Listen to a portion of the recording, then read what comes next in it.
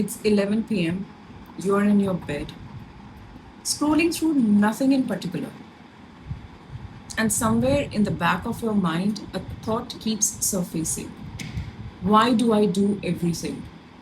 You push it down. Tell yourself that it's absolutely fine, that you're just tired, that tomorrow will be different. But this isn't your first night you have had this thought, and you already know tomorrow won't be different. So today I want to sit with this honestly, not to tell you what to do, just to name what's actually happening around. You know, the weight that you carry around, you cook, you plan, you remember all the appointments, the birthdays, the things that need doing before anyone actually notices they need to be done. You hold the entire household together with one hand while managing your own life with the other. And he doesn't. Not can't, but simply doesn't. And here's the part that makes it complicated. He's not cruel about it. He's just absent in a way that's hard to name. Present physically, but somehow never quite there for the things that matter. And you have learned to fill the gaps so seamlessly that he probably doesn't even see the gaps exist. And there is a whole story that you tell yourself around it. And it's a very convincing one that he's not like that. He shows love differently. He works too hard. He doesn't mean to. And maybe some of these things are true, but here's also what's true. You have been so busy excusing the gap that you never actually named it aloud to yourself or to him. Because naming it makes it real. And if it's real, then you have to decide what to do about it. So, what do you do instead? You just scroll at 11 p.m., at 1 a.m., at 4 a.m., telling yourself that it's absolutely fine. Now, why you keep carrying it? And this is the part worth sitting with.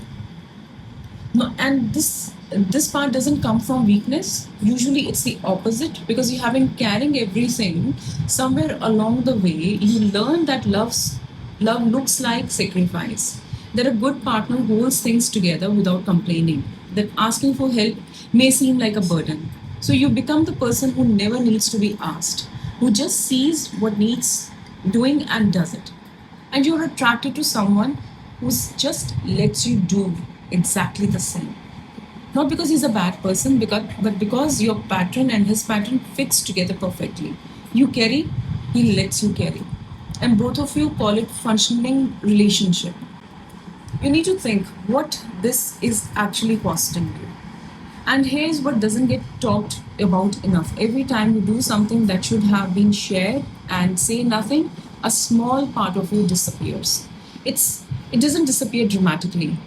It's one unnoticed effort at a time, one swallowed frustration at a time, until one day you realize you have built a life where you are completely capable and completely invisible at the same time. The resentment you feel at 11 p.m. isn't just about tonight's dishes. It's about every night you choose silence over honesty. Every time you told yourself that it's fine when it wasn't fine. You have to ask yourself the hardest question. And I want you to sit with that question. Are you afraid to stop carrying everything because you don't know if he will step up? Or because you're afraid of finding out he wouldn't? And those two are different fears. One of them is telling you something important about this relationship that you have been avoiding at 11 p.m. instead of actually looking at it. You're not asking for too much. You never were asking for too much. The question is whether you are asking the right person or not.